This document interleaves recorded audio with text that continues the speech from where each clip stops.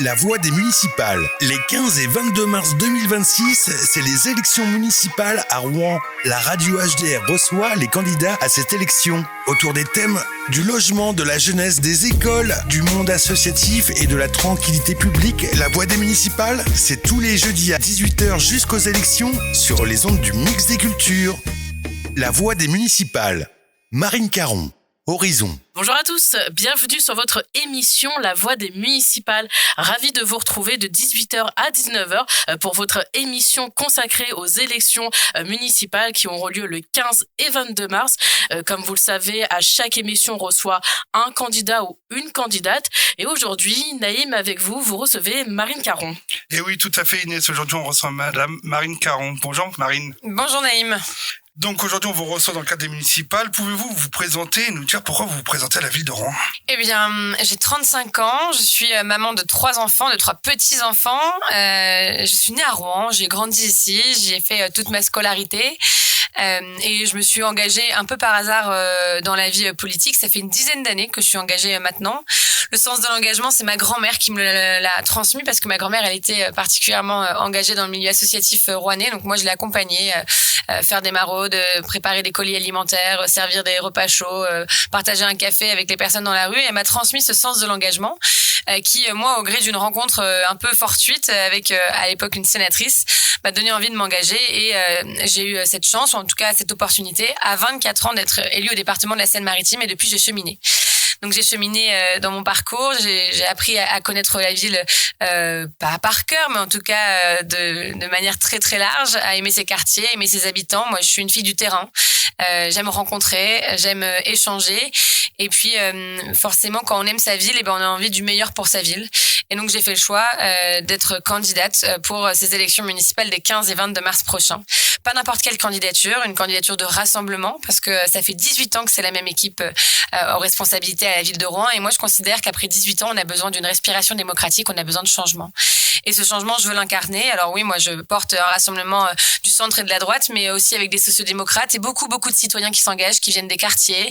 Il y en a ici, sur les Hauts-de-Rouen, qui font partie de l'équipe, justement. Mais dans tous les quartiers, Gramont, les quartiers ouest, Jardin des Plantes, également des Croisilles, Vallon-Suisse, enfin, des gens qui viennent de partout, qui aiment leur ville, qui ont envie de s'engager parce qu'on a 2 choses en commun, le respect des valeurs républicaines et l'amour de notre ville. Et ça, c'est ce qui nous guide concrètement. On a travaillé depuis maintenant quasiment 1 an à construire un projet à l'écoute des habitants, à l'écoute des quartiers. On a ce projet, on l'a présenté le 24 janvier et puis on a même décliné dans des propositions par quartier. Et je pense que c'est hyper important parce que on est dans une élection où à force de faire des annonces à coups de millions d'euros, les gens ils savent pas où on va. Alors que l'enjeu premier dans une élection municipale, c'est le quotidien, la proximité, c'est la qualité de vie, c'est ce qui fait vivre l'intégralité d'une ville et l'ensemble de ses quartiers. Donc vraiment le quotidien, c'est notre priorité aujourd'hui. Et ben justement, nous allons commencer par parler des quartiers et en particularité de vos propositions concernant le monde associatif, qui est un monde où beaucoup de bénévoles, beaucoup de personnes s'investissent, qu'ils soient professionnels ou bénévoles. Mais pour commencer, quelles sont vos principales propositions et si vous pouvez les décliner de façon compréhensible pour nos auditeurs? Déjà, la première des choses, c'est savoir que le changement, ça veut pas dire tout arrêter. Parce que j'entends parfois des gens laisser planer la rumeur comme quoi si Marine Caron était élue maire demain, les associations n'auraient plus de subventions. Je tiens à dire que c'est faux. C'est complètement faux. C'est très facile d'avoir des discours un peu populistes comme ça, mais au contraire, les associations, elles sont le cœur d'une ville aujourd'hui. On a besoin des acteurs associatifs, on a besoin de continuer à les soutenir et je continuerai de les soutenir. Parce que les associations, elles œuvrent dans plein de domaines. Elles œuvrent pour la citoyenneté, pour la solidarité, pour la culture, pour la jeunesse, pour le sport aussi. Et sans l'intégralité de ces associations qui font le cœur vivant d'une ville, eh bien, il y a plein de projets qu'on pourrait pas porter. Donc, bien entendu, on continue de soutenir les associations et même on va plus loin dans le soutien aux associations. Moi, je fais un choix qui est assez clair de dire que la ville de Rouen, elle a un budget municipal qui doit financer les associations locales. Donc, en effet, on finance des associations aujourd'hui qui sont nationales. Je considère que c'est pas la priorité d'une ville. Et ces fonds-là, moi, je vais les remettre pour des associations locales pour continuer à les soutenir. Ça, c'est un exemple. Ensuite, vous en avez parlé à l'instant, Naïm, il y a la question du bénévolat. On a une crise du bénévolat, les gens ont de plus en plus de mal à s'engager, c'est compliqué de donner aux gens l'envie d'y passer du temps. Donc nous, ce qu'on veut faire d'abord, c'est et on l'a évoqué, c'est créer un passeport de l'engagement pour les jeunes qui s'engagent, pour pouvoir récompenser et valoriser leur engagement. Le valoriser parce que sur un CV, dans l'insertion professionnelle, c'est important de montrer qu'on a un engagement bénévole. Ça fait un plus. Et puis aussi le récompenser d'une certaine manière à travers des places offertes par la ville pour aller voir des matchs de sport, des entrées pour des animations culturelles, enfin plein de choses comme ça qui vont valoriser l'engagement. Et à l'échelle des associations de manière plus générale, d'avoir une soirée de l'engagement, une soirée du bénévolat où on remet des prix et on félicite dans les différentes associations sur tous les quartiers l'engagement bénévole en mettant à l'honneur des hommes et des femmes qui ont 10, 15, 20, 30 ans d'engagement et qui parfois même y ont consacré toute leur vie. Ça, c'est essentiel aujourd'hui. La pérennité des subventions, la reconnaissance de l'engagement des jeunes et également la félicitation, féliciter les bénévoles dans l'ensemble des associations. Et comment éviter justement les inégalités entre les grandes associations qui sont reconnues, qui sont installées depuis longtemps à Rouen, et les petites associations ou les futures petites associations qui souhaiteraient justement investir des sujets d'éducation, de solidarité, d'entraide? Il y a un vrai sujet, c'est qu'aujourd'hui, il y a parfois une démultiplication des structures associatives et tout le monde a envie de créer son association. Moi, si je vois les choses pour qu'elles fonctionnent bien, il faut plutôt, selon moi, avoir une mission qui est celle d'accompagner au maximum les associations, mais surtout de dire, quand il y en a une qui existe, mutualisons les moyens ensemble, plutôt que de les répartir et les dispatcher. Et ça, c'est extrêmement important aussi, de pouvoir avoir un message qui est attentif à ceux qui veulent porter une association, mais de leur expliquer comment le faire. Et donc, il faut avoir aussi un peu un guichet qui accompagne les associations. Moi, j'en ai rencontré dans les quartiers qui me disent là, on a fait une demande de subvention, on l'a pas eu, mais l'autre à côté, elle l'a eu, pourquoi et compagnie. Et je pense que quand une association se crée, ce qui peut être bien aussi, et ça, on l'a décidé et on a eu l'idée en parlant avec des acteurs associatifs, c'est de dire, on fait une audition de présentation du projet. Pas uniquement un dossier papier qu'on envoie par la poste, mais on vient expliquer le projet. Parce que l'humain, c'est important. La manière dont on dit les choses, c'est important. Et donc ça, c'est une manière de valoriser aussi le travail qui est fait par une association. Oui, c'est vrai. C'est reconnaître l'activité des personnes qui veulent s'engager dans un domaine associatif. C'est reconnaître aussi leur capacité à défendre les écrits qu'on peut faire, ou ça peut être compliqué parce que souvent, créer une association et le travail administratif de gérer une association ou le début de demander des subventions, on ne le connaît pas forcément. Alors ça, c'est compliqué. Et ça, dans nos propositions, on simplifie les démarches administratives des associations. Le nombre d'associations qui font des demandes de subventions, en plus qui sont différentes entre la ville, le département, la région, l'État et compagnie, ça fait des dossiers, des papiers, les gens n'en peuvent plus. Donc il faut essayer de rationaliser ça, de le simplifier pour que les démarches de demande de subventions notamment, ce soit pas des boulets au pied des acteurs associatifs et des bénévoles, mais ce soit vraiment des choses qui soient facilitées. Donc un portail unique par exemple pour les associations qui, de manière intelligente, soit aussi mutualisé avec le département ou les autres collectivités, c'est important. Le mix de toutes les cultures. 99 points. Passons maintenant au thème de la parentalité. Alors, pour commencer ce thème, j'ai envie de vous parler de parentalité, mais dans le sens où vous avez une proposition assez forte, assez ambitieuse, la maison des 1000 premiers jours. Comment vous la voyez ? Alors, la parentalité, moi, c'est un sujet qui est particulièrement important parce que ça concerne toutes les familles. C'est pas la parentalité, d'ailleurs, c'est les parentalités. Parce que les familles, qu'elles soient traditionnelles, recomposées, monoparentales, elles font face toutes à des difficultés, à des problématiques, à des questionnements qui sont différents. Donc nous, dans une de nos propositions fortes, c'est de créer la maison des 1000 premiers jours et des parentalités. Parce qu'il ne s'agit pas uniquement d'accompagner les enfants sur leurs 3 premières années de vie, même si on sait que c'est à ce moment-là qu'on forge chez l'enfant beaucoup de ce qu'il va devenir plus tard, mais aussi des parentalités parce que des parents, une maman solo, un papa, quand ils ont un enfant de 9 ans, 10 ans, 12 ans, ils peuvent être aussi un peu perdus face aux évolutions de l'adolescence. On vit dans un monde qui est ultra connecté. C'était pas le cas il y a 20 ans. Aujourd'hui, les écrans, ils arrivent dans la vie des enfants dès le plus jeune âge, même si on essaye de limiter au maximum. Malheureusement, c'est quand même là. Et donc, on a besoin, avec cette maison des 1000 premiers jours et des parentalités, de pouvoir accompagner toutes les familles, quelle que soit leur structure. Ça, c'est un lieu pour guider, c'est un lieu pour accompagner, c'est un lieu aussi pour souffler, c'est un lieu de répit, c'est un lieu d'activité, c'est un lieu où on sait vers quelle association se tourner. C'est un lieu pour simplifier la vie des familles. Parce que trop souvent, et il y a eu un peu le petit scandale avec la SNCF des wagons sans enfants, mais trop souvent on dit on veut plus d'enfants dans ce monde aujourd'hui. Mais pourtant les enfants c'est notre richesse. Les enfants c'est les citoyens de demain.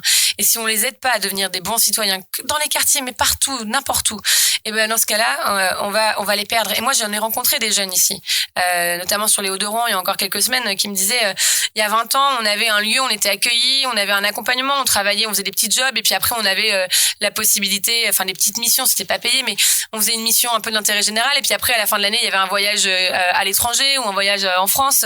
Ça existe plus aujourd'hui. Donc même ces jeunes là ils sont perdus, et quand ils sont perdus, qu'est-ce qu'ils font? Ils traînent, ils zonent, et puis ils finissent par avoir des mauvaises fréquentations, et ça on n'en veut pas pour nos enfants. Aucune famille ne veut ça pour ses enfants. Ce que j'entends par vos propositions, c'est que la parentalité n'est pas justement dédiée qu'au monde de la petite enfance.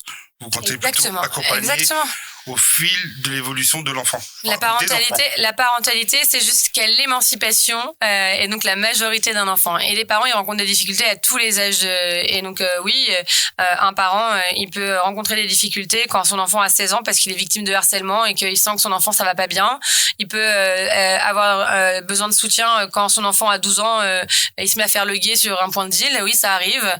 Et donc tout ça, il y a besoin d'accompagner les familles, il y a besoin d'accompagner les enfants et les jeunes aussi. Et ça, c'est peut-être un autre sujet dont on va parler après, mais c'est un sujet qui est essentiel aujourd'hui, c'est qu'est-ce qu'on fait pour nos jeunes. Et continuons sur le thème de la parentalité, dont j'avais envie d'associer aussi le logement. Parce que de nos jours, le logement est cher, le logement des fois est insalubre. Ici, sur les Hauts-de-Rouen ou dans d'autres quartiers de Rouen, on trouve des cafards, des rats au bord des immeubles. Quelles sont vos propositions sur ce domaine et qu'est-ce que le maire de Rouen ou la maire de Rouen, on va le féminiser, peut faire? Il y a un vrai sujet sur le logement social dans un premier temps. À l'échelle des compétences de la ville, c'est Rouen Habitat. Moi j'ai eu exactement ce que vous décrivez là, c'est-à-dire des familles qui m'ont dit on a même des rats sur nos balcons, qui nous disent il y a de la moisissure sur le plafond, les parties communes elles sont sales en permanence, le gardien joue pas totalement son rôle de paix sociale et de cohésion, donc c'est compliqué. Le chauffage il est pas adéquat, enfin il fonctionne pas, et donc du coup l'appartement il est sous-chauffé. J'ai une mère de famille qui m'a même dit ma fille a attrapé une infection pulmonaire, c'est pas possible tout ça. Donc nous ce qu'on propose c'est un grand plan de rénovation des logements Rouen Habitat. La ville elle a pris du retard, très clairement il faut le dire. Il y a des logements qui n'ont pas été rénovés depuis plus de 50 ans, c'est pas possible. Donc la ville elle doit être particulièrement sévère vis-à-vis de ses propres logements. Il y en a plus d'une centaine à l'échelle de la ville de Rouen. Elle doit aussi être encore plus vigilante par rapport aux autres bailleurs sociaux, c'est-à-dire imposer des règles et que ces règles soient respectées, des règles de contrôle sanitaire, de contrôle d'habitat, tout le reste c'est essentiel. Et puis il y a les bailleurs privés qui aussi profitent un peu des conditions des gens, c'est-à-dire de la fragilité, de la nécessité de trouver un toit sur sa tête, et donc des gens qui finissent par louer des trucs qui sont pas salubres. Et ça c'est pas normal, et ça faut agir aussi. Il y a le permis de louer qui existe dans une partie de la ville de Rouen aujourd'hui, pas partout, et il faut pouvoir l'élargir mais aussi mieux le cadrer, parce que parfois il est très contraignant pour ceux qui respectent la loi et les règles, et il est pas du tout pour ceux qui passent au travers des mailles du filet. Ça c'est pas normal. Pour avoir eu des témoignages d'habitants, en général, quand ils font de la location de logement auprès même de bailleurs sociaux en dehors de Rouen Habitat, ils louent le logement, mais c'est souvent, en fait, en vérité, on vous repeint les murs. Ouais. C'est cache-misère. Ouais, exactement. On fait un cache-misère, et en fait, comme vous avez dit dans vos propos, c'est que le chauffage, il n'y est pas. La ventilation non plus, la propreté. Enfin bref, l'asthme se déclenche auprès des enfants, etc., etc. Donc, moi, ce que j'entends et ce que je suis là aussi pour relayer la parole des habitants, c'est que des fois, ils sont fatigués. Oui. Et ils ont une forme de honte, en fait, de dire, mais si je me plains, on va m'accuser comme quoi que j'entends déjà mal mon logement. Ou alors ils se disent quand je dis quelque chose, il se passe rien en fait. Et donc là, il faut avoir un vrai suivi, il faut avoir un bureau municipal de suivi des signalements faits par les habitants pour pouvoir faire une remontée sur ces problématiques de logement insalubre et avoir des vraies répercussions sur les obligations de suivi des bailleurs sociaux qui sont pas Rouen Habitat, mais aussi des bailleurs privés. Et donc ça, c'est un bureau municipal qui doit être un lieu d'accueil et d'écoute de l'ensemble des habitants qui font des remontées concrètes, parce que le maire, il a aussi l'obligation dans certains cas de dire là je diligente une intervention pour contrôler l'aspect sanitaire de tel ou tel logement, et aujourd'hui ça se fait pas assez. Exactement, et on peut dire aussi que après au niveau de la mixité sociale, vous pensez qu'il en faut dans les quartiers? Quand je dis mixité sociale, je parle pas forcément de personnes du même job, mais peut-être aussi permettent à des personnes issues des quartiers populaires, peut-être d'aller dans le centre-ville, peut-être d'aller dans le quartier du Cénil, peut-être aussi pour pouvoir aussi redécouvrir du lien, en fait. Et moi, c'est un sujet, en 6 ans de mandat à la ville de Rouen, notamment avec Ayet Zergui, qui est élu à mes côtés, on n'a pas arrêté de se battre sur ce sujet, de dire que les QPV, donc les quartiers prioritaires, fallait pas qu'ils se limitent à leurs propres frontières. Ce qui est essentiel aujourd'hui, c'est que la mixité, ce soit aussi que les jeunes, mais les familles qui ont toujours grandi dans les quartiers tels que les Hauts-de-Rouen ou Gramont, ils aient l'opportunité d'en sortir et d'aller se faire une expérience et même d'aller vivre ailleurs plus tard peut-être. Moi, je prends un exemple parce que je pense que ça tout passe par l'enfance à un moment donné. Il y a un sujet qui est extrêmement intéressant et qui se fait pas aujourd'hui. Pourquoi est-ce que nos écoles maternelles, élémentaires, elles sont pas jumelées les unes avec les autres au cœur de la ville de Rouen? Et qu'une école ici sur les Hauts-de-Rouen, on la jumelle avec une école dans les quartiers ouest. Et donc ça crée des échanges entre les enfants. Et donc ça leur permet de découvrir ce qui se passe ailleurs, d'aller dans l'école un jour ou 2 dans l'année et ensuite de comprendre comment ça fonctionne et de sortir de leur cadre où on est parfois un peu trop enfermé dans un quartier. Ce qu'on a pu aussi entendre aussi, c'est que justement les jeunes, par exemple des Hauts-de-Rouen, les enfants sont entre guillemets issus du même monde. Des mêmes personnes, des mêmes familles, et les gens réclament un peu plus de mixité sociale. C'est malheureux de le dire encore en 2026, mais c'est le cas.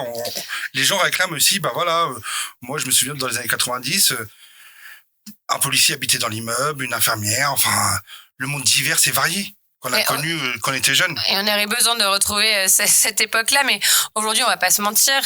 Quand vous parlez avec des habitants qui habitent depuis longtemps sur les Hauts-de-Rouen, par exemple, ils vous disent qu'ils aiment leur quartier parce que c'est paisible, c'est paisible. Je vais y revenir après, on en parlera un peu, tout ce qui est sécurité, tranquillité, mais ils aiment leur quartier parce qu'ils ont un environnement qui leur plaît. Sauf que le sentiment qu'ils ont aujourd'hui, majoritairement, c'est d'être abandonnés, d'avoir eu plein de belles promesses pour pas grand-chose derrière, et que les policiers qui reviennent tous les 6 ans au moment des élections. Sauf que ça fonctionne pas comme ça. Et donc forcément, quand on entend des faits divers sur les quartiers et qu'on veut promouvoir la mixité, en réalité, quelqu'un à qui on propose un logement sur les Hauts-de-Rouen, en général, il va dire non. Malheureusement, il va dire non parce que il a une image du quartier. Et c'est ça qu'il faut réussir à faire changer. C'est l'image que les gens en ont à l'extérieur. Parce que quand vous venez à l'intérieur, nous, les gens de l'équipe qui habitent dans le quartier, ils disent ils aiment leur quartier. Alors ils reconnaissent qu'il y a des faiblesses. Il y a des trucs sur lesquels il faut travailler. Le logement, il faut travailler. La sécurité, il faut quand même travailler. L'accompagnement des jeunes, il faut le travailler. Et les commerces, il faut travailler. C'est les 4 points cruciaux sur lesquels il faut travailler. Mais pourtant, ils disent on a la forêt autour, on a des grands espaces, on se connaît entre voisins. Et tout ça, c'est important parce que c'est ce qui fait la richesse d'un quartier. Pour autant, le constat, c'est que les gens, aujourd'hui, quand on leur dit prenez un logement sur les Hauts-de-Rouen ou sur Gramont, en général, ils vont dire je vais chercher ailleurs. Et c'est pas normal.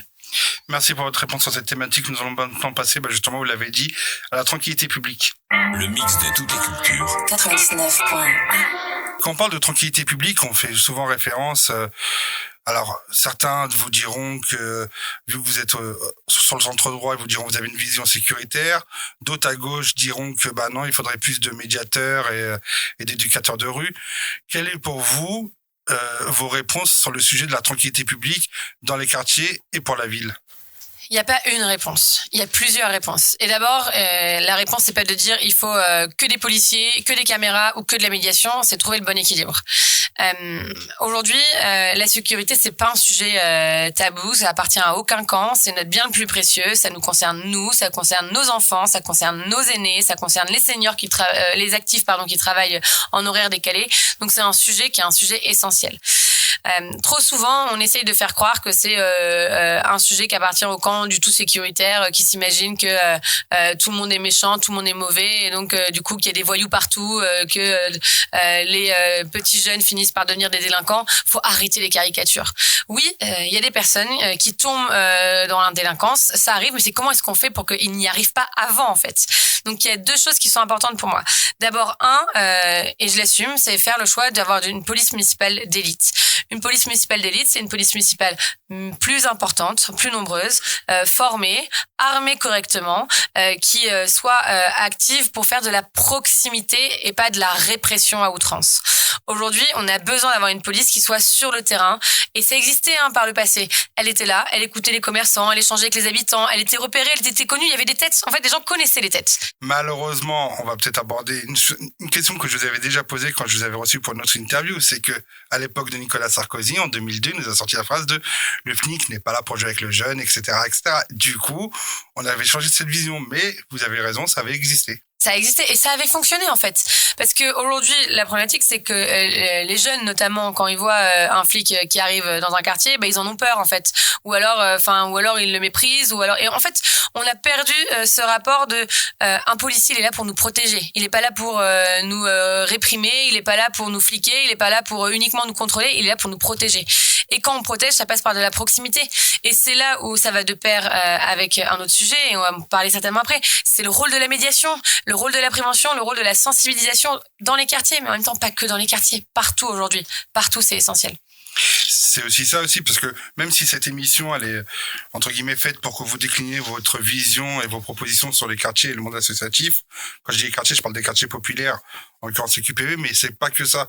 Parce que moi, ce que je veux faire aussi, à travers cette émission, à travers le fait que je reçois les candidats, c'est de vous permettre de développer, de me donner une vision sur des sujets concrets. D'où le fait de poser cette question, parce que la tranquillité publique, et on peut aussi parler justement de votre proposition sur l'allumage le soir pour l'éclairage public, c'est aussi intéressant parce que c'est pas une question que de sécurité, c'est aussi une question de personnes malvoyantes ou personnes âgées qui ne voient pas dans la rue et qui ont peur, et peut-être aussi que le fantasme de l'insécurité, à travers le fait de pas avoir de lumière, oui, on se sent pas forcément rassuré aussi. Nous, ce qu'on veut, c'est une ville qui protège. Une ville qui protège ses habitants et qui protège le quotidien. Ça passe en effet par les sujets de sécurité, ça passe aussi par l'accompagnement des personnes vulnérables, ça passe par la solidarité, ça passe par la fraternité, ça passe par les écoles, par l'éducation. On n'a pas trop parlé du périscolaire, mais ça en fait partie. Le périscolaire, il y a plein de choses à faire, on en parlera après.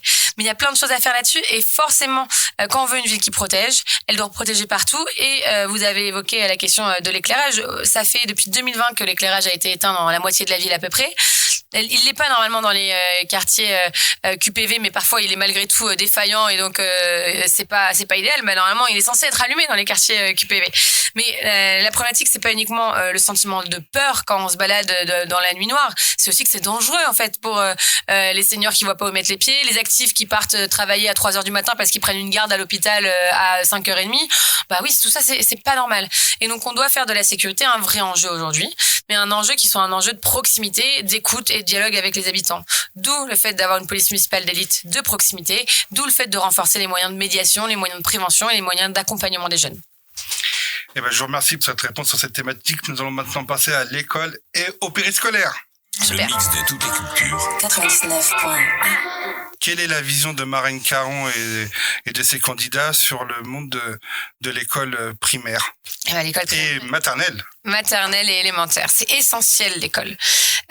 L'école, c'est ce qui doit permettre de favoriser l'égalité des chances, qui doit permettre de favoriser la réussite éducative. C'est ce qui doit permettre de faire du lien social et de permettre à chaque enfant de grandir et de devenir la femme ou l'homme qui sera demain, le citoyen de demain. Nous, on fait de l'école une priorité pour nos familles, parce que c'est en lien aussi avec la parentalité dont on a parlé tout à l'heure. Mais bien sûr, il y a deux types de responsabilités. C'est-à-dire que la ville, elle a comme responsabilité, et c'est important de le redire, à la fois le bâti de l'école, ainsi que tout ce qui est périscolaire. Sur le bâti, nous, on annonce très clairement un plan Ambition École, 50 millions d'euros pour rénover énergétiquement nos écoles. Il s'agit pas uniquement de dire on va en construire des nouvelles, il s'agit aussi de l'existant, là où il y a des classes où il fait 9 degrés au mois de janvier, 14 degrés au mois d'octobre. Comment est-ce qu'on rénove mieux ces cours d'école? On a renaturé, c'est une chose, ok, c'est bien. Mais on a oublié qu'en même temps, on avait des écoles qui étaient mal isolées, qui étaient mal chauffées. Et donc ça, c'est une priorité pour nous parce qu'il faut des conditions dignes. À la fois pour les enfants, pour les professeurs et pour tout le personnel d'éducation. Et enfin, il y a le périscolaire. Le périscolaire, c'est un outil d'égalité des chances. C'est un outil d'accompagnement des enfants. C'est un outil d'émancipation aussi. Sauf qu'aujourd'hui, le périscolaire, c'est une garderie. Et en fait, on n'a pas besoin d'une garderie. Dans ce cas-là, on prend une nounou, elle va à la maison, elle fait la garderie. On a besoin d'avoir, avec le périscolaire, un outil qui permet à nos enfants de découvrir plein de choses. Donc nous, on a très clairement tout misé, et pas tout misé, il y a d'autres choses, mais en tout cas, on a mis un gros focus sur le périscolaire. Le périscolaire, c'est avoir des lieux où on fait vraiment de l'accompagnement éducatif, culturel, sportif. C'est avoir un sportif d'un club professionnel, je sais pas, le hockey, le foot ou le basket, qui parraine une école et qui vient dans l'année rencontrer les écoliers pour parler avec eux, pour présenter ce que sont les valeurs du sport, pour pratiquer avec eux, pour créer des liens comme ça. C'est avoir des écoles qui sont aussi en lien avec des résidences seniors, des résidences autonomie, des EHPAD, pour créer des moments intergénérationnels et partagés, pour comprendre que la solidarité, elle se vit les uns avec les autres. C'est aussi créer dans les écoles des résidences d'artistes, par exemple, pour pouvoir faire que la culture, on la fasse vivre au quotidien. C'est dans le périscolaire accompagner les jeunes à créer des projets liés à la citoyenneté. Oui, parce qu'on doit être fier d'être français ou en tout cas de vivre en France. Et donc, c'est aussi transmettre ces valeurs-là, les valeurs républicaines. Et puis, c'est à titre d'exemple 2 choses qui nous sont essentielles pour nous. Un programme qu'on a proposé qui s'appelle Tous en selle dès la maternelle. C'est-à-dire, aujourd'hui, à la fin du primaire, vous passez votre brevet pour avoir votre vélo. Mais il faudrait commencer dès la maternelle, en fait. C'est pas le cas aujourd'hui. Donc, dès la maternelle, on veut que les enfants ils puissent monter sur un vélo, comprendre ce qu'est un vélo, comment est-ce qu'on se déplace avec un vélo, que ce soit un vélo, une draisienne, enfin, avec des roues, des petites roues, peu importe. Mais comprendre ce qu'est un vélo, parce que c'est une question de santé, c'est une question de sécurité, c'est une question de mobilité. Et puis ensuite, un autre élément qui est essentiel sur la réussite, c'est l'aide aux devoirs. Aujourd'hui, il y a trop d'enfants qui, quand ils rentrent chez eux, leurs parents, ils sont démunis, ils savent pas comment les accompagner. Et donc, du coup, l'aide aux devoirs, c'est aussi un élément de réussite scolaire, de réussite éducative. Et on a besoin de mettre un coup de pouce là-dessus dans toutes les écoles de la ville. Et moi, j'ai envie de dire aussi que, vous allez sans doute nous en parler, mais comment accompagner les animateurs BAFA, les animateurs périscolaires, dans la gestion d'enfants, dans l'accompagnement d'enfants en situation de handicap, dans l'accompagnement du quotidien, leur donner des formations en interne, peut-être aussi pour la gestion du quotidien. Excellente question. Peut-être aussi mieux les reconnaître, parce que malheureusement, quand on est animateur en périsco, on n'est pas forcément bien payé, notre travail n'est pas forcément bien reconnu, c'est-à-dire qu'après il faut le valoriser dans son CV et c'est pas forcément facile parce que des futurs employeurs considèrent ça comme un job étudiant alors que c'est pas que ça parce qu'ils s'occupent quand même de la jeunesse de France et de notre pays. Donc comment justement accompagner les animateurs futurs et actuels de la mairie de Rouen. C'est un sujet aujourd'hui parce que les animateurs, il faut les fidéliser aussi, il faut leur donner envie de travailler. Aujourd'hui, être animateur, c'est un job précaire, hein, faut le dire. Vous venez travailler le matin tôt, vous êtes là le midi et vous êtes là le soir. En gros, vous n'avez pas de continuité professionnelle.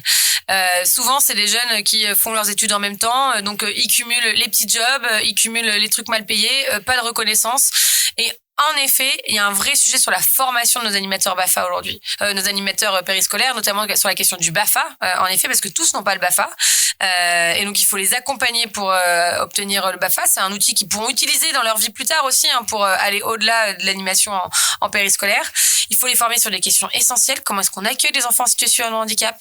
Comment est-ce qu'on est vigilant vis-à-vis des violences sexistes et sexuelles? Comment est-ce qu'on les forme par rapport au harcèlement scolaire aussi? Comment est-ce qu'on les forme sur les valeurs républicaines pour les transmettre aux enfants? Il y a plein de formations. Et en plus, un animateur en périscolaire, s'il est formé à tout ça, c'est une vraie richesse professionnelle pour lui plus tard en termes d'insertion dans la vie active. Donc c'est essentiel. Et il faut le dire aussi, qu'ils soient plus nombreux. Aujourd'hui, on est en deçà des effectifs moyens qui sont demandés par l'État.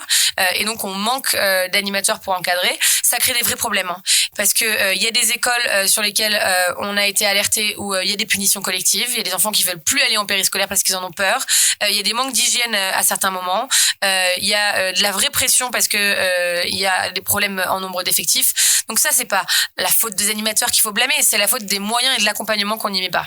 C'est peut-être aussi, je pense que vous le savez, mais quand un animateur est engagé au mois de septembre et qui touche que son salaire fin octobre, bien sûr, il y a peut-être, quand je dis son salaire, je suis gentil parce que c'est la formulation officielle, mais voilà, sa rémunération, comme vous dites, où ils sont précaires parce qu'ils font peu d'heures et du coup on touche 300 € que fin octobre alors qu'on est censé être jeune, qu'on a peut-être un logement étudiant à payer. Il y a peut-être aussi quelque chose à Mais voir là, pour justement ce fidéliser décalage-là de la rémunération, il est pas tolérable, il est pas acceptable. C'est l'ARH qui doit, donc les ressources humaines de la ville de Rouen, qui doivent revoir leurs procédés et faire en sorte que quelqu'un qui a travaillé au mois de septembre, son salaire, il le touche au 1er octobre. Enfin, je veux dire, il y a pas de sujet là-dessus. La ville, elle a des situations comme celle-ci où elle est en échec. Il faut le dire, il faut le pointer du doigt, il faut le corriger. C'est pas possible.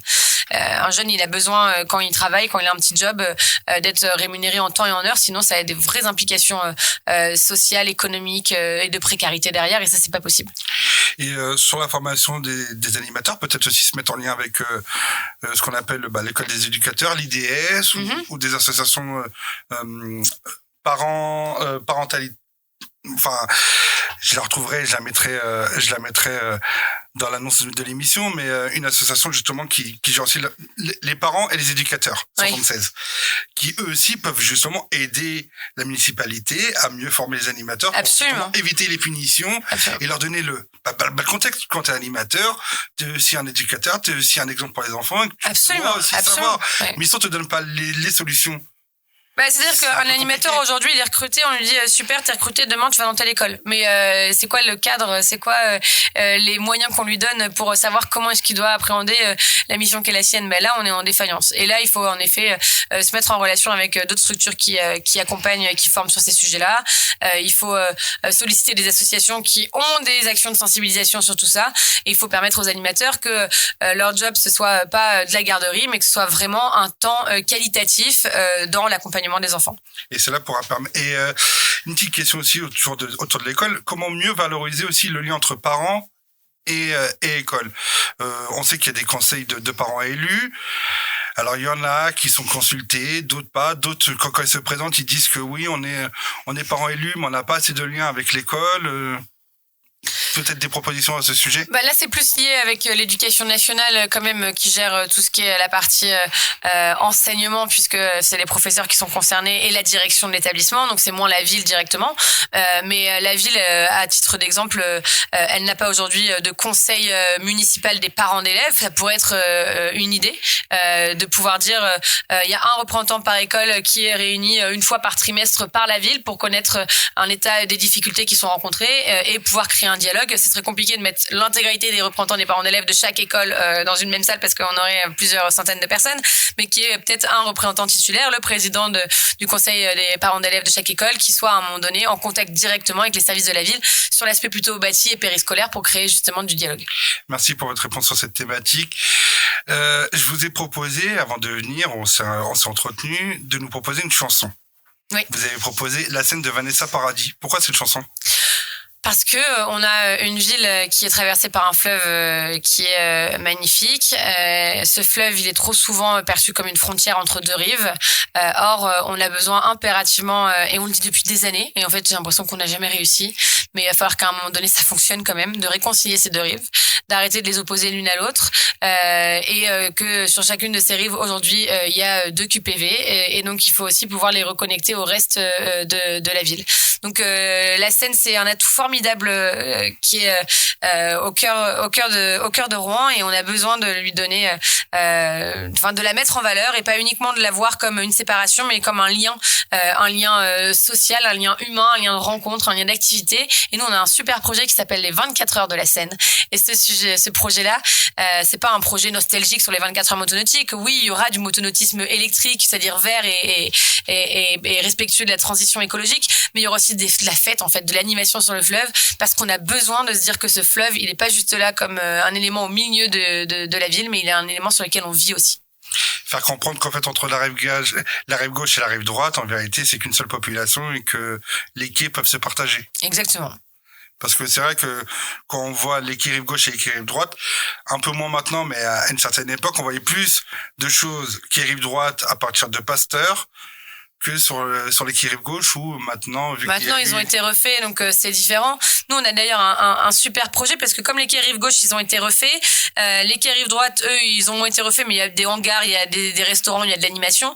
Nous, notre ambition, c'est de dire il faut qu'on prolonge l'aménagement des quais sur la rive droite jusqu'à la presqu'île Waddington. C'est là où il y a la foire, par exemple, tous les ans, les cirques aussi, et que cette parcelle-là, qui est absolument abandonnée et inexploitée à 90% de l'année, il faut qu'on en fasse un grand parc des familles, parce que la famille, c'est aussi c'est toujours l'élément clé du projet qu'on porte aujourd'hui. Eh ben, je vous propose, chers auditeurs, d'écouter la scène de Vanessa Paradis.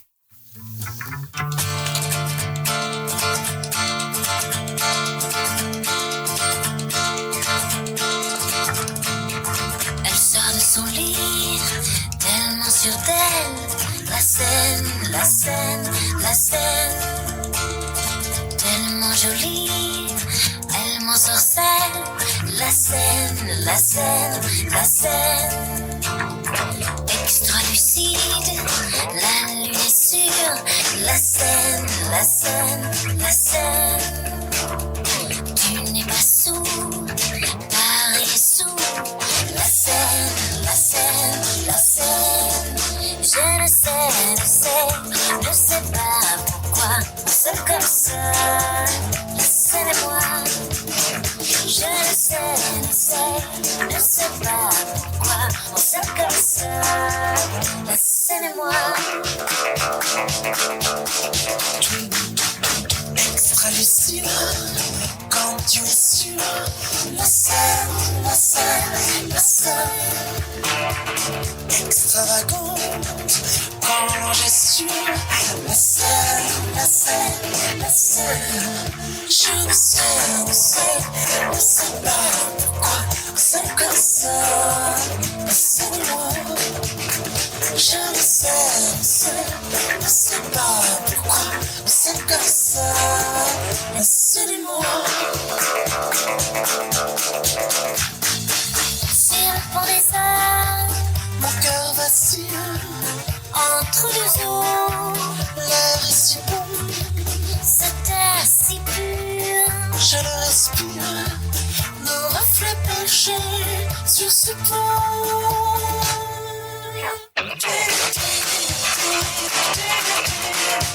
C'est comme ça, c'est à moi.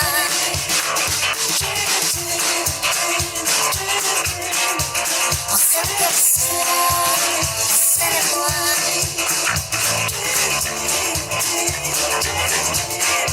On s'aime comme ça, c'est à moi.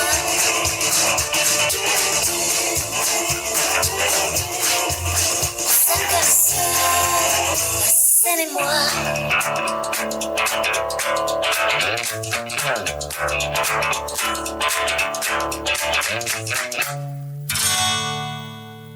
Et c'était Vanessa Paradis, La Scène. Bienvenue encore sur le 99.1. On est de retour avec Marine Caron. Nous allons maintenant aborder le thème de la jeunesse. Le mix de toutes les cultures. 99.1. La jeunesse, ce mot qu'on entend de beaucoup de politiques, de beaucoup de personnes.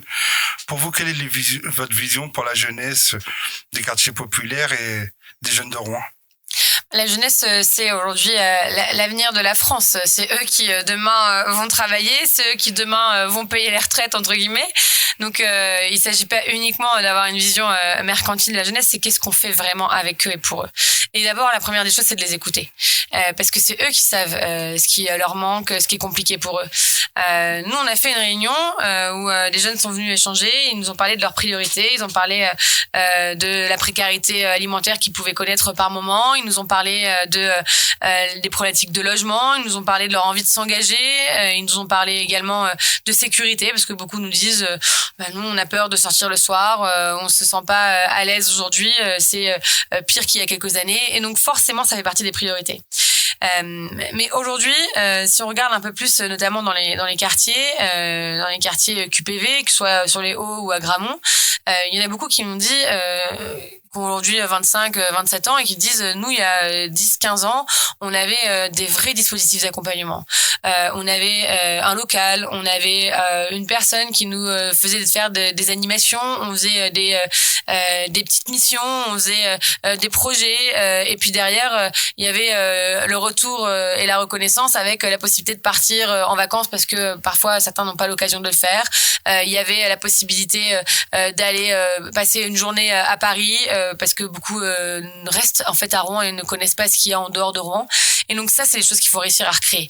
cette attention portée sur les enjeux des jeunes et leurs attentes. Mais pour ça, il faut les écouter. Il faut pas avoir un plan qui est pensé par quelques personnes dans un bureau en leur disant voilà ce qui va être bien pour vous. Il faut leur demander ce qui va être bien pour eux.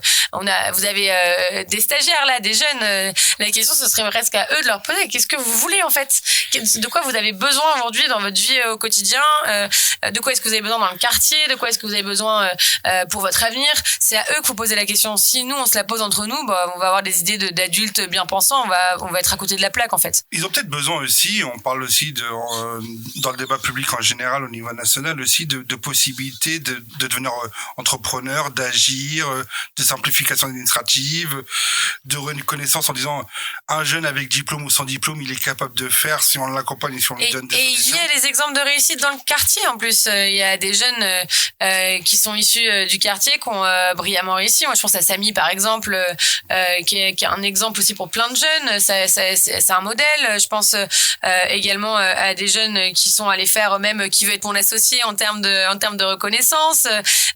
Donc oui, il y a des jeunes qui ont envie d'entreprendre. La question c'est comment est-ce qu'on les accompagne, quels moyens on y met. Là, faut travailler avec les partenaires, faut travailler avec la CCI, faut travailler avec France Travail, faut travailler avec la région, c'est eux qui ont la compétence économique. Faut travailler avec les clubs d'entreprise pour leur dire peut-être que dans un club d'entreprise, vous pouvez parrainer un jeune pour l'accompagner dans sa création de projets d'entrepreneuriat. Donc il y a des choses à faire et ces choses-là, il faut pas les mettre sous le tapis en disant on va les gérer plus tard. C'est maintenant qu'on les gère. Parce que leur donner aux jeunes l'envie de s'impliquer, ça commence dès le plus jeune âge en fait.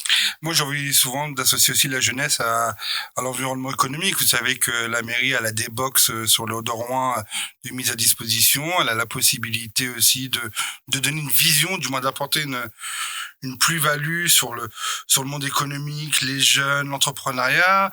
On sait que la métropole aussi, elle peut faire des choses. Alors, il y a une différence avec beaucoup des candidats qui se présentent, c'est que vous voulez vous concentrer qu'à votre mandat de maire de Rouen.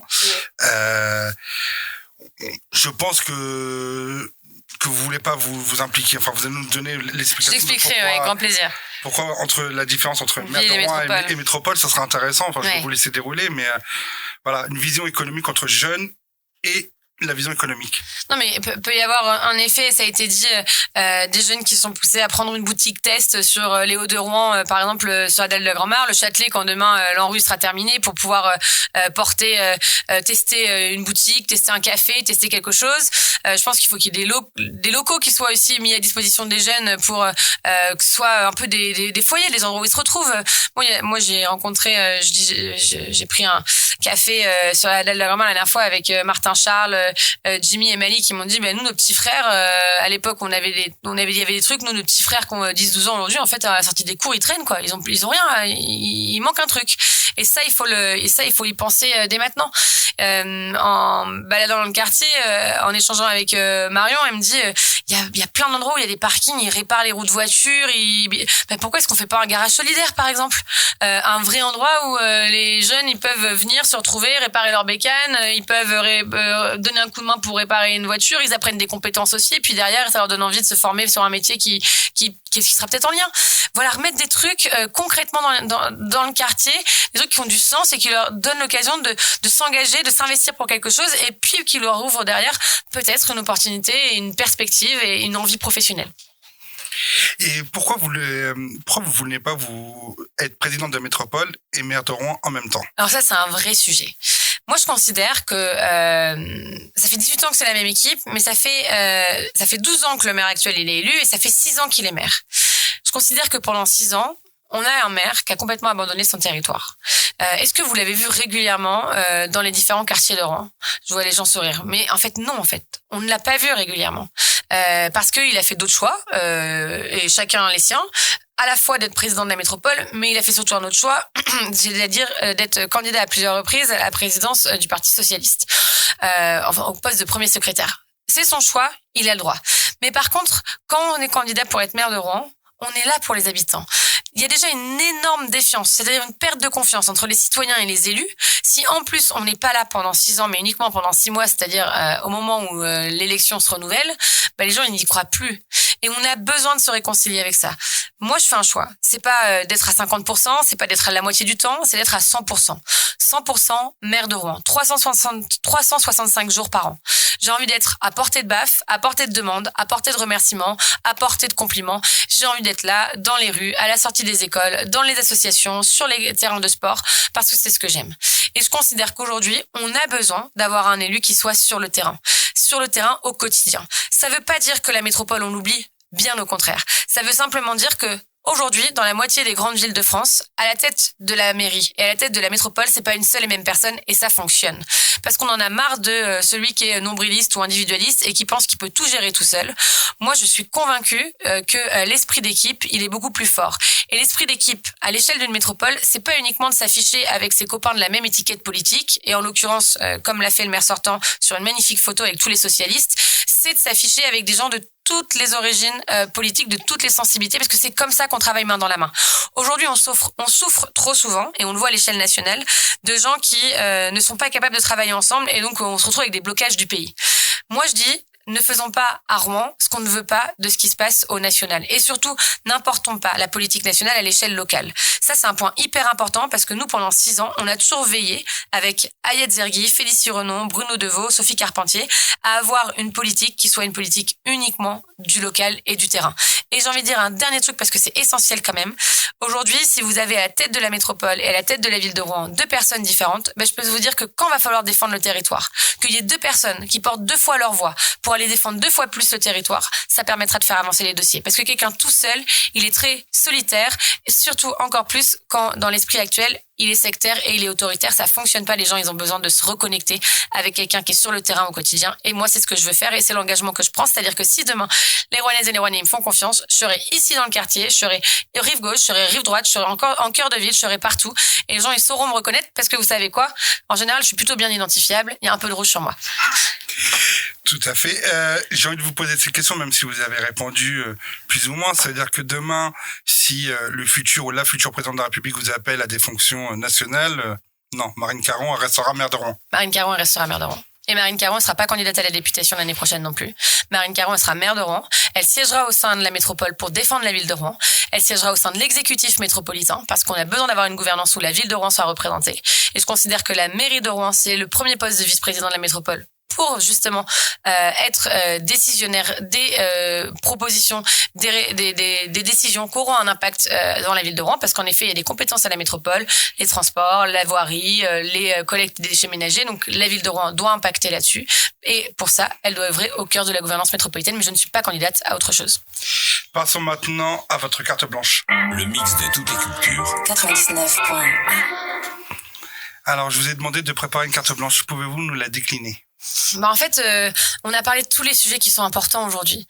Donc, j'ai pas envie de vous parler d'une carte blanche sur une thématique en particulier. J'ai envie de vous parler de pourquoi je suis là. Je suis là parce que je crois profondément que cette ville, elle est belle, que cette ville, elle mérite qu'on s'y engage à 100%, comme j'ai dit tout à l'heure. Je crois profondément qu'il faut changer la méthode et que cette méthode, c'est celle du quotidien, c'est celle de la proximité. Je crois profondément que les gens, ils ont besoin d'être en contact avec quelqu'un qui les écoute, mais qui les écoute vraiment. Je fais pas de promesses comme il y a eu pendant des années qui ont créé beaucoup de déceptions dans les quartiers, où des gens vous ont dit oui, vas-y, vote pour moi, t'auras ça. Ça marche pas en fait. Les gens, ils y croient plus. Les gens, ils en ont marre, ils sont fatigués. C'est déjà compliqué de leur donner envie d'aller voter. Si en plus c'est pour leur promettre des trucs qui se passeront jamais, dans ce cas-là, ils ont raison. Ils nous disent vous servez à rien les politiques, vous êtes tous les mêmes. Moi, j'y crois plus, j'en veux plus. Donc moi, ce que je veux, c'est vous dire que si je suis là aujourd'hui, c'est parce que je suis maman de 3 enfants, parce que mes enfants, ils vont comme moi grandir dans cette ville où je suis née, que comme moi, ils vont aller à l'école, ils vont déjà pour le premier, qui a 4 ans, à l'école ici, et j'ai envie qu'ils soient heureux dans cette ville. Voilà, on n'a pas besoin d'avoir une ville qui soit belle pour faire venir des milliers de touristes. On a besoin d'une ville qui soit belle pour les gens qui y vivent au quotidien. Et ça concerne plein de choses. Ça concerne en effet une ville belle en termes de tranquillité publique et de sécurité. C'est une ville belle en termes de propreté, de cadre de vie. C'est une ville belle dans nos écoles où les choses se passent bien pour nos enfants. C'est une ville belle avec des équipements sportifs, des équipements de qualité pour accueillir les clubs, les associations. C'est une ville qui ne fait pas de différence entre tel ou tel quartier. C'est une ville qui crée des ponts, c'est une ville qui crée des liens. Et moi, je suis convaincue qu'on peut y arriver. Il n'y a pas besoin d'avoir des millions d'euros pour faire des millions d'euros de promesses. Je vous prends un truc tout simple. Le maire sortant, il nous promet la gratuité des transports en commun. C'est magique, hein. C'est magique la gratuité. Tout le monde, quand on lui dit ton ticket de bus, il va plus rien te coûter, il est gratuit, tout le monde dit bah oui, ok, je prends, je paye pas. Mais sauf qu'à la fin, il y a quand même un coût. Et ce coût, il aura un impact sur moins de politique publique, moins de transports en commun, moins de bus de qualité, et donc du coup sur une dégradation de notre quotidien. Et ça, je crois qu'il faut arrêter de s'imaginer que tout est gratuit dans la vie. On a besoin, et les finances publiques des collectivités territoriales, elles sont plus aussi saines qu'elles ne l'étaient par le passé, donc on a besoin d'avoir des propositions qui soient responsables. C'est ce qu'on a fait dans notre projet. Un projet du quotidien, et même on propose un truc qui pour nous est essentiel, c'est les 10 mesures qui changeront la vie des Rouennais dans les 100 premiers jours du mandat. C'est-à-dire si demain, les Rouennaises et les Rouennais me font confiance le 15 et le 22 mars prochain. D'ici à l'été, il y a des choses qu'on aura faites de manière concrète. Et je veux recréer du dialogue, je veux recréer de la concertation pour les porter ces projets. Parce que trop souvent, on nous dit qu'il y a de la concertation et de l'écoute, mais en fait, il n'y a rien derrière. Donc ma carte blanche, c'est de vous dire qu'aujourd'hui, je crois profondément que le changement, il est possible à Rouen, que ce changement, il ne se fera au détriment de personne, mais il se fera dans l'intérêt du territoire et dans l'intérêt des habitants, parce que Rouen mérite mieux aujourd'hui. Alors, pour conclure, je vous remercie. Pour conclure notre émission, je vais vous poser une question dont vous allez commencer à répondre. La décision de Marine Caron, demain, maire de Rouen. La première. La première, je l'ai dit et je le redis, je rallumerai l'éclairage public parce que c'est quelque chose qu'on peut faire très rapidement et qu'on fera pour tous les habitants parce que ça concerne chacun. Ça concerne les seniors, ça concerne les actifs qui travaillent la nuit, ça concerne les jeunes qui sortent, ça concerne nos enfants quand ils rentrent un peu tard le soir, ça concerne les familles qui aujourd'hui ne veulent plus sortir à des horaires pas possibles. C'est une question de tranquillité, c'est une question de sécurité, c'est une question de bien vivre et surtout de prendre soin des habitants. Donc ça, c'est un sujet essentiel pour moi. Eh ben, écoutez, on vous remercie d'être venu sur le 99.1 sur la radio HDR et à une prochaine sur nos ondes. Avec grand plaisir, merci. HDR 99.1 HDR. Ne bougez plus. Il y a des gens qui voudraient connaître la suite. HDR. Je veux de la musique qui fait monter. Essayez de vous détendre. Asseyez-vous. Je veux que tu balances saloperie de la radio. Est-ce que vous m'entendez bien? HDR. Il n'y a qu'à appuyer sur play. Le mix de toutes les cultures. Je vous remercie de votre attention, mais pour l'instant, place à la musique.